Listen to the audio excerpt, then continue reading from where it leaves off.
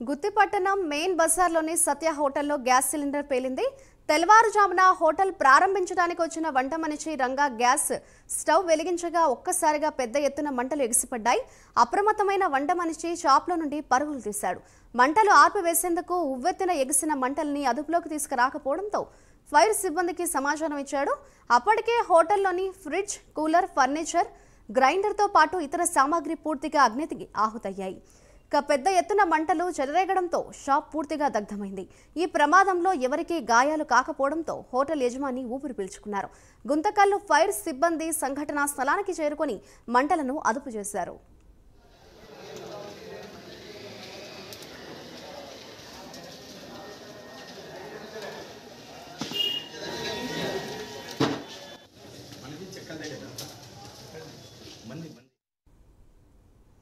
ఇదే అంశంపై మరింత సమాచారాన్ని మా ప్రతినిధి నాగేంద్రనాథ్ అందిస్తారు. నాగేంద్రనాథ్, చెప్పండి, అటు గుత్తిలోని ఒక హోటల్లో అగ్ని ప్రమాదం జరిగింది. దీనికి సంబంధించిన డీటెయిల్స్ ఏ విధంగా ఉన్నాయి? మంటలు పూర్తిగా అదుపులోకి వచ్చాయంటారా?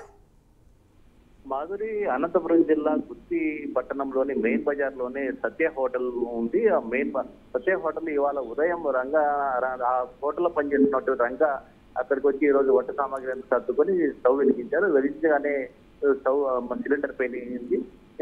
పేలుతోనే వెంటనే ఆయన అదుపు చేయాలనే ఉద్దేశంతో ఆయనే ప్రయత్నం చేశారు. ప్రయత్నం చేసినప్పటికీ అదుపులోకి వెంటనే ఫైర్ సిబ్బందికి ఫోన్ చేశారు.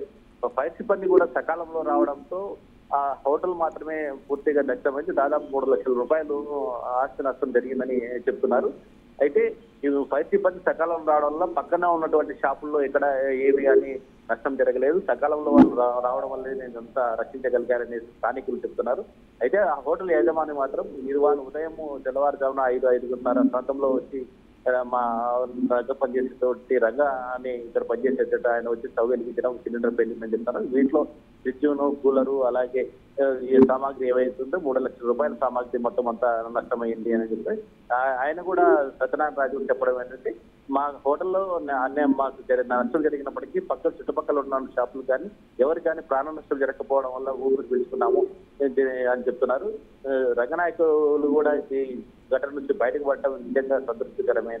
నష్టం అయితే పూడ్చుకోగలుగుతాను. ప్రాణ నష్టం జరిగినా ఒకవేళ ఇతర పక్కన షాపుల వాళ్ళకి ఎవరికైనా నష్టం జరిగినా కూడా చాలా ఇబ్బంది అని చెప్తున్నారు. మొత్తం దీనికి సంబంధించి ఫైర్ సిబ్బంది ఎవరైతే ఉన్నారో సకాలంలో రావడం వల్ల ఆపడం వల్లనే ఇదంతా జరిగిందనేసి స్థానికులు కూడా హస్తం చేస్తున్నారు. ఈ ఉదయం ఎప్పుడైతే ఈ సౌండ్ వచ్చిందో మొత్తం చుట్టుపక్కల వాళ్ళు కూడా ఎవరైతే ఇళ్లలో పడుకున్నారో వాళ్ళు కూడా ఏదో పెద్ద ఎత్తున శబ్దం రావడంతో ఏమన్నా ఒకవేళ ఫ్యాక్టరీ పరంగా ఏమైనా బాంబులు వేసుకున్నారా అన్నట్టు కూడా వాళ్ళు కొన్ని చుట్టుపక్కల ఉన్నవారు వచ్చి చూడడం జరిగింది. అయితే ఇది జరిగిన వెంటనే చుట్టుపక్కల వాళ్ళు కూడా ఆర్పడానికి ఫైర్ సిబ్బంది వచ్చే లోపల ఆర్పడానికి ప్రయత్నం చేశారు. ఫైర్ సిబ్బంది వచ్చినప్పటికీ కూడా ఉచితంగా మంటలు ఎగిసిపడుతున్నాయి. ఫైర్ సిబ్బంది కూడా లోపలికి వెళ్ళి మొత్తం అంతా పూర్తిగా అదంతా ఆర్పివేయడం జరిగింది. చుట్టుపక్కల ఏ షాపులు ఉన్నాయో ఆ షాపులు కూడా ఇక్కడ వాటికి కూడా ఎటువంటి హాని కలుపుకోకుండా ఫైర్ సిబ్బంది రక్షించడం జరిగింది. మాకు రైట్, థ్యాంక్ యూ నాగేంద్రనాథ్.